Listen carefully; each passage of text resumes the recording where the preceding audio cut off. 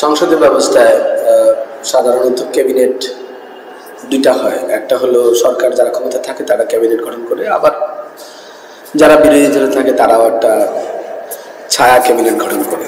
তো বর্তমানে বাংলাদেশে যেহেতু সরকার বিপ্লবী সরকার, বিপ্লবের ভিত্তিতে রক্তাক্ত বিপ্লবের ভিত্তিতে একটা সরকার গঠন হয়েছে, সেই সরকার আমরা বাংলাদেশে যারা গত 15 বছর এবং গত 15 জুলাই থেকে বৈষম্যবিরোধী আন্দোলনের সাথে যারা যুক্ত ছিলেন তারা সবাই যেহেতু এই সরকারের সমর্থক এবং এই সরকারকে সমর্থন দিয়েছে এবং একটা বড় প্রত্যাশা তৈরি করেছে সরকার, সেই জায়গা থেকে আমরা দেখছি যে সরকার পতনের পাশাপাশি এই সরকারের কাছে রাষ্ট্র সংস্কারের একটা আপিল এসেছে। সরকার রাষ্ট্র সংস্কারের জন্য বিভিন্ন উদ্যোগ গ্রহণ করেছে এবং এই উদ্যোগগুলো সমাজে অনেকেই সাধুবাদ জানিয়েছে এবং সমাজের সর্বস্তরে একটা আপিল তৈরি হয়েছে যে আমরা এমন একটা রাষ্ট্র নির্মাণ করব যে রাষ্ট্রটা হবে নাগরিকের জন্য, যে রাষ্ট্রটা হবে মানুষের জন্য, যে রাষ্ট্রটা হবে এই দেশের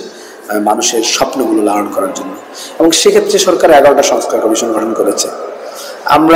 আমি বিশেষ করে ঢাকা বিশ্ববিদ্যালয়ে আমার শিক্ষার্থী এবং আমার সহকর্মী এবং ঢাকা বিশ্ববিদ্যালয়ের বাইরেও বাংলাদেশের অন্যান্য বিশ্ববিদ্যালয়ে অধ্যয়নরত শিক্ষার্থী এবং বিশ্ববিদ্যালয়ের শিক্ষকবৃন্দ যারা বিশেষ করে রাষ্ট্রবিজ্ঞানের বিভাগের শিক্ষকবৃন্দ এবং বাংলাদেশের বাইরে যারা উচ্চশিক্ষা অধ্যয়নরত আছে তাদেরকে সাথে নিয়ে আমিও বিকল্প সংস্কার কমিশন গঠন করেছি, যেগুলোকে নাম দিয়েছি ছায়া সংস্কার কমিশন।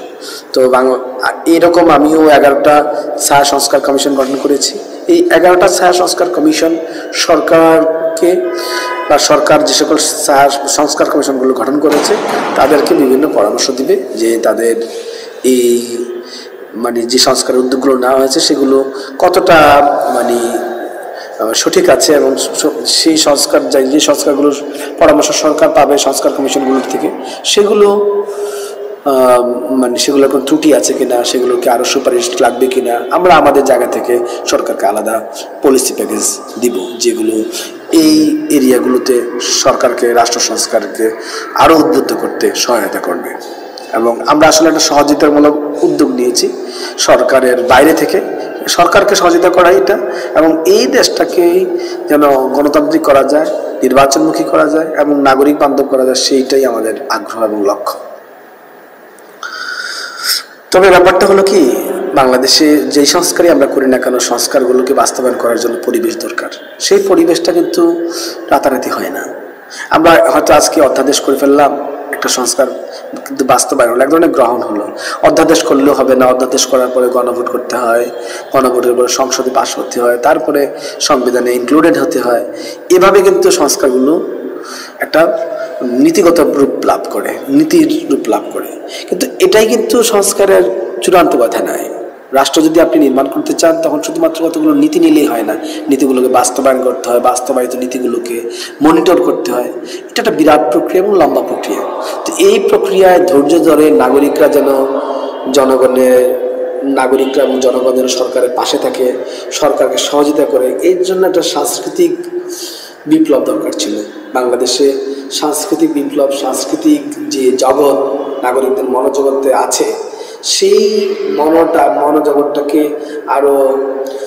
আরো পরিশীলিত করা, আরো গণতান্ত্রিক করার জন্য কিছু চ্যালেঞ্জ আছে। সেই চ্যালেঞ্জগুলো প্রধানত রাজনৈতিক দলগুলো যদি নাগরিকদের মধ্যে এমন পরিবেশ তৈরি করতে পারতো, এমন দীক্ষাদান তৈরি করতে পারতো যে দীক্ষার মাধ্যমে নাগরিকরা শিক্ষিত হতে পারতো তাদের অধিকার সম্পর্কে, তাদের কর্তব্য সম্পর্কে রাষ্ট্রের প্রতি এবং রাষ্ট্রকে রক্ষা করার প্রতি তাদের দায় এবং রাষ্ট্রের কাছে তাদের কি প্রাপ্তি আছে সেই জায়গাগুলো যদি স্পষ্ট হতো, তাহলে দেখা যেত কি আসলে এই সংস্কারগুলো বাস্তবায়ন করা সহজ হয়ে উঠতো। তাছাড়া রাজনৈতিক দলগুলোর মধ্যে যদি হেলদি কম্পিটিশন থাকতো, নাগরিকদের মধ্যে যদি হেলদি কম্পিটিশন থাকতো, যেটাকে আমরা বলি পলিটিক্যাল পার্টি কালচার, সেটা যদি কম্পিটিশনটা যদি রুলস অফ গেমের ভিত্তিতে হয় এবং ইলেকশন যদি সাউন্ড হয় এবং অ্যাকসেপ্টেবল হয় এবং ইলেকশন যদি সবার কাছে গ্রহণযোগ্য হয়, বিশ্বাসযোগ্য হয়, তখন কিন্তু এই কম্পিটিশনটা স্বাস্থ্যকর হয়। তো এইটাও কিন্তু সংস্কৃতির অংশ। তো আমাদের এক ধরনের মূল্যবোধের সংকট আছে, কিছু আমাদের সাংস্কৃতিক সংকট আছে, আমরা কিন্তু প্রতিষ্ঠান তৈরি করতে পারিনি। এই সকল নানান সংকটের কারণে আমরা এই সংস্কারগুলোকে যদি অ্যাকসেপ্টও করি, গ্রহণও করি, সেগুলোকে বাস্তবায়ন করে নাগরিকদের কাছে তার মানে মানে সুফল নিয়ে যাওয়া চ্যালেঞ্জ রয়ে গেছে। তো এই সুফল মানে এটা যদি আমরা নাগরিকদের কাছে পৌঁছাতে চাই সফলভাবে, তাহলে আমাদের কি করতে হবে? আমাদেরকে সংস্কারকে কিন্তু শুধু গ্রহণ করলে হবে না, বাস্তবায়ন করতে হবে। বাস্তবায়নটা কিভাবে করতে হবে? বাস্তবায়নটাও সবার মানে সকল নাগরিকদেরকে মানে একটা কনভিন্সড করে নাগরিকদের ডিমান্ডের ভিত্তিতে, ডিমান্ড সাইড কি চায়। আমরা সবসময় খেয়াল করি মানে যখন আমরা ক্ষমতায় থাকি তখন সাধারণত দেখা যায় ক্ষমতাশীলরা কি চায় সেই অনুযায়ী আমরা পরিবর্তন আনি। পরিবর্তন কিন্তু ক্ষমতাশীলদের চাওয়ার জায়গা না, ক্ষমতাশীলরা শুধুমাত্র পরিবর্তন বাস্তবায়ন করে কিসের ভিত্তিতে করে? নাগরিকের ডিমান্ডের ভিত্তিতে। তো আসলে দীর্ঘ সময় ধরে আমরা দেখেছি বাংলাদেশে নাগরিকের ডিমান্ড বাস্তবায়িত হয়নি, নাগরিকের ডিমান্ডের অনুযায়ী পলিসি চেঞ্জ হয়নি, নাগরিকের ডিমান্ড অনুযায়ী পলিসি ইমপ্লিমেন্ট হয়নি। এটা আমাদের একটা বড় চ্যালেঞ্জ ছিল। এই চ্যালেঞ্জগুলোর কারণে আমরা নানান ধরনের সংকটের মধ্যে পড়ে গেছি। তো এগুলো যদি আমরা থেকে বেরোতে পারি তখন দেখা যাবে কি আমরা একটা ভালো পরিস্থিতিতে চলে আসবো। বাংলাদেশের সংস্কারের প্রয়োজনীয়তা আছে। রাষ্ট্রকে নির্মাণ করতেই হবে। গণতন্ত্রে প্রতিষ্ঠিত করার জন্য, নির্বাচনকে সুষ্ঠু করার জন্য, গ্রহণযোগ্য করার জন্য আমরা কিন্তু 15 বছর ধরে লড়াই করলাম না, শুধু 53 বছর ধরে লড়াই করে যাচ্ছি। নানান সময় কিন্তু আমরা নির্বাচনের সংকটে পড়েছি, নির্বাচনের জন্য আমরা আকাঙ্ক্ষা করেছি। 53 বছর বললে হবে না। আপনি দেখেন আমরা কিন্তু সেই কলোনি উপনিবেশিক শাসন আমল থেকে পাকিস্তানি শাসন আমল সবসময় কিন্তু আমরা একটা গণতান্ত্রিক সমাজ নির্মাণের জন্য লড়াই করতাম। এই লড়াইটা আমরা কখনোই আমাদের স্বপ্ন আমাদের কাছে আসে না। তা আমরা স্বপ্নটাকে আমাদের কাছে পাইনি। এখন এই স্বপ্নটা যেন আমাদের কাছে আসে সেই জন্য রাষ্ট্র নির্মাণ করতে হয়। রাষ্ট্রের প্রতিষ্ঠানগুলোকে স্বাধীন, অনেকগুলো প্রতিষ্ঠান স্বাধীন এবং সাংবিধানিক করতে হয়। বাংলাদেশে অনেকগুলো স্বাধীন প্রতিষ্ঠান আছে, সাংবিধানিক প্রতিষ্ঠান আছে, স্বাধীন নির্বাচন কমিশন আছে, স্বাধীন মানবাধিকার কমিশন আছে, স্বাধীন দুর্নীতি দমন কমিশন আছে। কিন্তু আমরা কিন্তু এতগুলো প্রতিষ্ঠানকে স্বাধীন করা সত্ত্বেও এই সকল প্রতিষ্ঠানগুলো স্বাধীনভাবে কাজ করতে পারলো না। তো কেন পারলো না? স্বাধীন প্রতিষ্ঠান হয়ে স্বাধীনভাবে কাজ করতে পারলো না। এই জায়গায় কিন্তু আমাদের ভাবা দরকার। তো পলিসি আমাদের কিন্তু কম পরিবর্তিত হয়নি। আমরা অনেক চেঞ্জ করেছি, অনেক কিছু করেছি, অনেক সমাধান করার চেষ্টা করেছি, কিন্তু কার্যকর কিছু হয়নি। এই কার্যকর যে কিছু হয়নি এর প্রধান কারণ হলো, একটা হলো সংস্কৃতি, রাজনৈতিক সংস্কৃতির অভাব, আর একটা হলো রাজনৈতিক নেতৃত্বের এক ধরনের কমিটমেন্টের অভাব, অঙ্গীকার নাই। এই অঙ্গীকারটা যদি দৃশ্যমান হতো, এই অঙ্গীকারটা যদি বাস্তবায়ন করার জন্য আমরা রাজনৈতিক পরিবেশ তৈরি করতে পারতাম এবং রাজনৈতিক দলগুলোকে যারা সরকারে আসে তারা যেন নাগরিকদের কাছে জবাবদিহি করতে বাধ্য হয়, সেই পরিবেশটাকে আমরা সৃষ্টি করতে পারতাম, তাহলেই শুধুমাত্র আপনি যে সকল সংস্কার আনবেন, যে সকল নীতিগুলো পরিবর্তন করবেন, সেই নীতিগুলো পরিবর্তন করলে নাগরিকের কাছে তার সফল যাবে, অন্যথায় নাগরিকের কাছে তার সফল যাবে না। এটা আমাদের চ্যালেঞ্জটা রয়ে গেছে এবং চ্যালেঞ্জ আমরা এখনো বিশ্বাস করি যে এটা পরিবর্তন, এই চ্যালেঞ্জ থেকে বের হওয়া সম্ভব। কিন্তু বের হতে হলে নাগরিকদের সমর্থন লাগবে, রাজনৈতিক দলগুলোর সমর্থন লাগবে, বর্তমানে যারা সরকার আছেন তারা সদিচ্ছা লাগবে। কিন্তু মূল প্রায়োরিটি আজও থাকবে ওই নির্বাচনী প্রক্রিয়ার মধ্য দিয়ে, কারণ গণতান্ত্রিক ব্যবস্থা আপনি ঢুকতেই পারবেন না নির্বাচনী প্রক্রিয়া ছাড়া। সো নির্বাচনী প্রক্রিয়া সবার কিন্তু প্রায়োরিটি। রাজনৈতিক দলের মধ্যে একজন সংস্কার লাগবে, রাজনৈতিক দলগুলোকে আভ্যন্তরীণভাবে গণতান্ত্রিক চরিত্র হয়ে উঠতে হবে, সেটা কিন্তু অনেক ক্ষেত্রে বাংলাদেশে হয়ে ওঠেনি।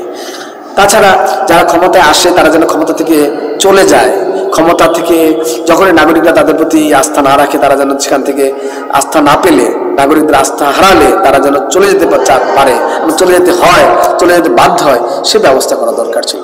এগুলো যদি আমরা করতে পারতাম, আমরা যদি আসলে সত্যিকার অর্থে জবাবদিহিমূলক সরকার গঠন করতে পারতাম, তাহলেই দেশের পরিবর্তন আসতো। কিন্তু সেই জবাবদিহিমূলক সরকার তো আমরা গঠন করতে পারছি না। তো এইটার জন্য সংস্কার দরকার ছিল, এটার জন্য পরিবর্তন দরকার ছিল।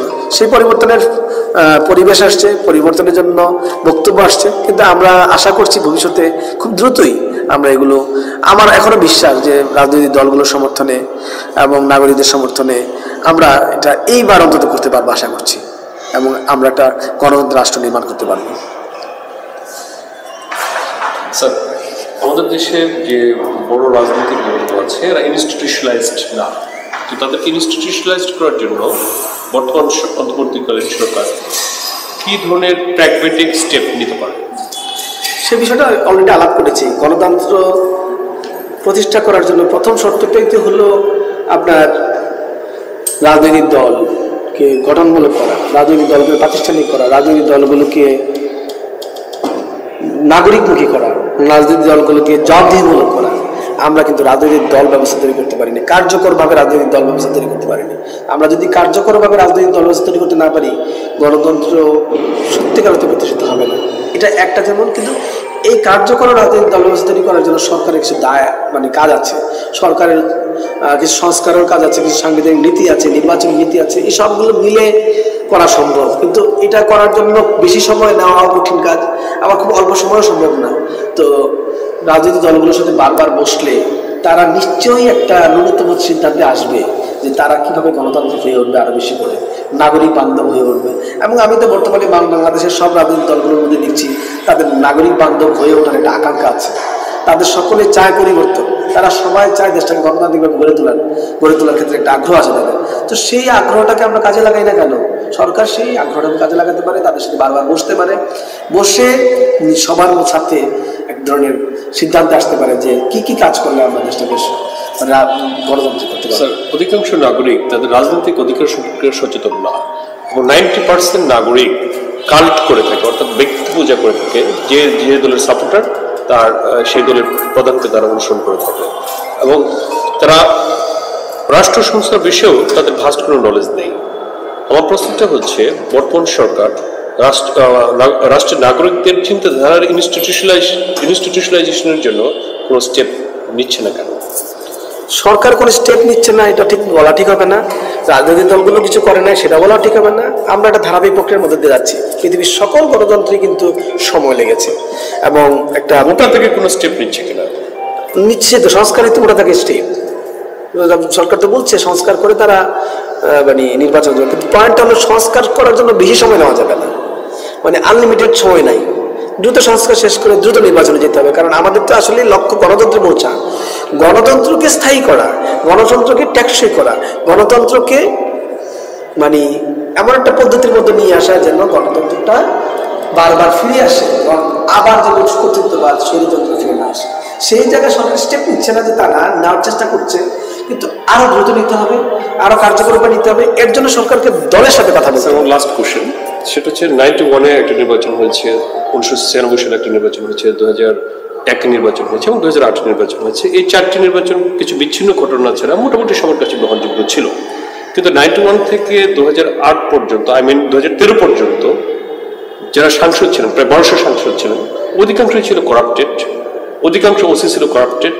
অর্থাৎ প্রাইম মিনিস্টার থেকে গ্রামের চৌকিদার পর্যন্ত অধিকাংশ পাবলিক সার্ভেন্ট, সেবক করাপ্টেড ছিল। তখন তো নির্বাচন হয়েছে, কিন্তু নির্বাচন তো এই সমস্যার সমাধান করতে পারেনি।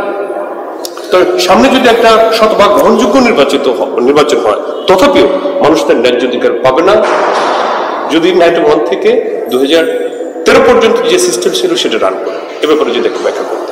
আসলে আমাদের নির্বাচনের প্রক্রিয়ার বাইরে যাওয়ার কোনো সুযোগ নেই। আমরা মনে করতে পারি না যে অন্য কোনো ব্যবস্থায় আমরা এগিয়ে যাব। আমাদেরকে নির্বাচনী প্রক্রিয়ার মধ্যে যেতে হবে, এবং নির্বাচনী প্রক্রিয়ার মধ্য দিয়ে গিয়ে রাজনৈতিক দলগুলো যারা সরকারে আসে তারা যেন নাগরিকের কাছে জবাবদিহি করতে বাধ্য হয়, সেই ব্যবস্থাটা নিশ্চিত হয় নাই। প্রবলেম হচ্ছে ওখানে। এইটা প্র্যাকটিক্যালি এনশিওর করার জন্য আপনি রাজনৈতিক দলের অর্থায়ন, রাজনৈতিক দলগুলো কাদেরকে ক্যান্ডিডেট করছে কাদেরকে করছে না, দুর্নীতিবাজদের ক্যান্ডিডেট করলে বা যারা সন্ত্রাসী দুর্নীতিবাজ তাদেরকে ক্যান্ডিডেট করলে একটা সামাজিক যেন বাধা তৈরি হয়, একটা রাজনৈতিক বাধা তৈরি হয়, আইনি বাধা তৈরি হয়, সেই ব্যবস্থাটা আমাদের করতে হবে প্রথমত। আরেকটা হলো নির্বাচনটাকে সুষ্ঠু করতে হবে। নির্বাচন যেন কোনো ধরনের পেশি শক্তি বলি, অর্থ বলি, অন্যান্য কোনো ক্ষমতায় যেন কাজে লাগাতে না পারে। নির্বাচনের পরবর্তী সময়েও কিন্তু আমাদের কি করতে হবে, আমাদেরকে ওই লোকগুলো যারা নির্বাচিত হয়েছে, মিডিয়াকে আপনি যদি ফ্রি রাখেন, মিডিয়া যদি অনুগত না হয়, মিডিয়া যদি দালাল না হয়, তাহলে সেই মিডিয়াতে এগুলো হাইলাইট করবে।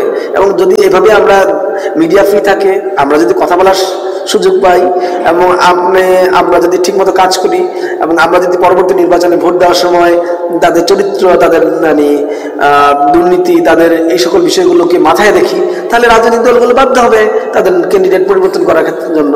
এটা একটা ধারাবাহিক প্রক্রিয়া, এটা একদিনে হয়ে যাবে না, এবং এভাবেই করতে হবে কাজটা। কিন্তু সমাজকে ভাইব্রেন্ট করতে হবে, সমাজকে অ্যাক্টিভ করতে হবে।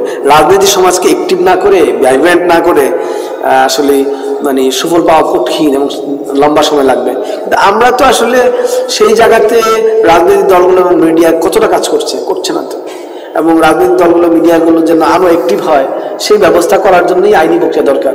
কোনো আইনি সবকিছু শেষ করে মানে সব সাফল্য নিয়ে আসবে না, এবং কোনো উদ্যোগে সব সাফল্য নিয়ে আসে না।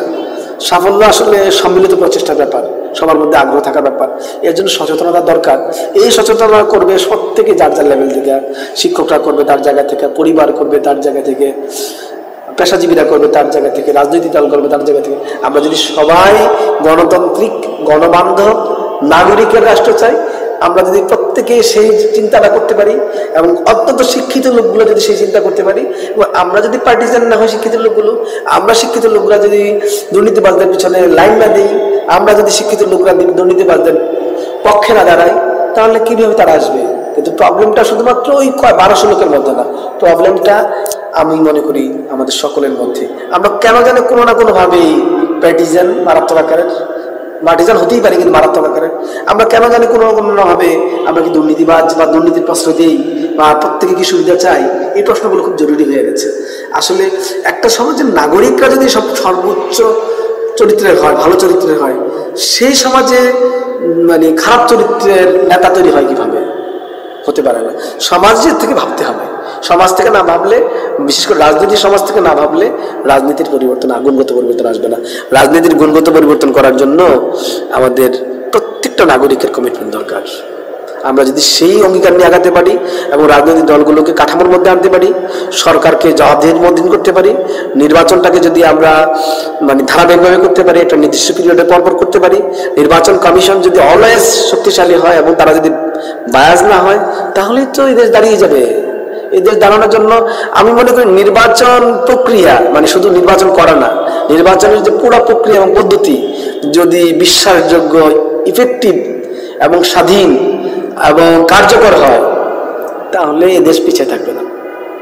নির্বাচনকে কার্যকর করতে হবে, নির্বাচনকে নাগরিকের কাছে নিয়ে যেতে হবে। নির্বাচনে যদি নাগরিক ক্ষমতাবান হয়ে দাঁড়ায়, মানে নির্বাচনী প্রক্রিয়ায় সিটিজেনরা যদি ক্ষমতাবান হয়ে যায়, আমি কখনো কর্তৃত্ববাদে ফিরে আসার সম্ভাবনা দেখি না, ফেসিবাদ ফিরে আসার সম্ভাবনা দেখি না, আমি দুর্নীতিবাদদের ফিরে আসার সম্ভাবনা দেখি না, আমি যারা সন্ত্রাসী আছে তাদের ফিরে আসার সম্ভাবনা দেখি না। দেশ সঠিক পথে, সঠিক ট্র্যাকে উঠে পড়বে। তরুণ সমাজের নির্দিষ্ট আদর্শ থাকতেই পারে, কিন্তু আদর্শগুলোতে অত্যন্ত বায়াসড হওয়া যাবে না। কারণ আদর্শের ব্যাপারেও আমাদের চিন্তা চেতনা খুব কনক্রিট না। কারণ আমরা প্রতি মুহূর্তেই বা প্রতিদিনেই বা নতুন নতুন শিখি, নতুন নতুন জানি, নতুন নতুন বুঝি। আমাদের দেখা যায় 10 বছর আগে যা বুঝতেছিলাম 10 বছর পরে দেখি ওটা আসলে ভুল বুঝা ছিল। তো আমরা যেহেতু পরিবর্তনের মধ্যে দিয়ে যাই, এই জন্য আমাদের স্থির থাকা যাবে না। সবসময় মনে করতে হবে নতুন জ্ঞান না পাওয়া সাপেক্ষে পুরাতন জ্ঞানের মধ্যে আমি আছি। সো যখনই এটা ধারণা করবেন তখন আপনি ডগমেটিক হবেন না। আর আপনি যদি কোনো আদর্শে ডগমেটিক না হন, তাহলেই তো আপনি পরিবর্তন করতে পারবেন, পরিবর্তনের মুখোমুখি হবেন, পরিবর্তনকে সাদরে গ্রহণ করবেন। আমরা যত বেশি পরিবর্তনকে সাদরে গ্রহণ করব, সুস্থ পরিবর্তনকে, পজিটিভ ইতিবাচক পরিবর্তনকে, ততই তো এই তরুণ, আমাদের সম্পদের তরুণরা, বাংলাদেশের এক ঝাঁক তরুণ আছে, তারা সবাই অনেক কর্মঠ, অনেক শক্তিশালী, তাদের অনেক এনার্জি, তারা অনেক কিছু করতে চায়, তাদের স্বপ্ন অনেক বড়, তাদের ভিশন অনেক বড়। তারা যদি কাজে লাগে, তারা যদি সুস্থ থাকে, তারা যদি ইতিবাচক হয়, তাদেরকে যদি রাষ্ট্রীয় ক্ষমতা যারা থাকবেন, রাজনৈতিকভাবে যারা শক্তিশালী, সমাজের যারা এলিট আছেন, তারা যদি ইতিবাচকভাবে তাদেরকে কার্যকরভাবে কাজে লাগানোর সুযোগ দেন, তাদের জন্য যদি সুযোগ তৈরি করেন, সুস্থ পরিবেশ তৈরি করেন, এই দেশ পিছিয়ে থাকে কিভাবে? আমার তরুণরা আমার বিশ্বাস, আমি মনে করি এই তরুণরা আর কখনো ভুল মানুষের পিছনে ছুটবে না। তারা একটা সঠিক সুস্থ বাংলাদেশ এবং একটা সুন্দর বাংলাদেশ, এমন একটা বাংলাদেশ, যে বাংলাদেশ আমরা চাই, আমার অধিকারের বাংলাদেশ, যে বাংলাদেশ আমার হয়ে উঠবে, যে রাষ্ট্র আমার হয়ে উঠবে, সেই রাষ্ট্র তৈরি করার ক্ষেত্রে তারাই আমাদের তরুণরাই মূল সম্পদ। তারা যত বেশি এই সম্পদ হিসেবে কাজ করবে, ততই আমাদের আশা এবং স্বপ্ন বাস্তবায়িত হওয়ার সম্ভাবনা বেশি। Thank you sir, thank you very much.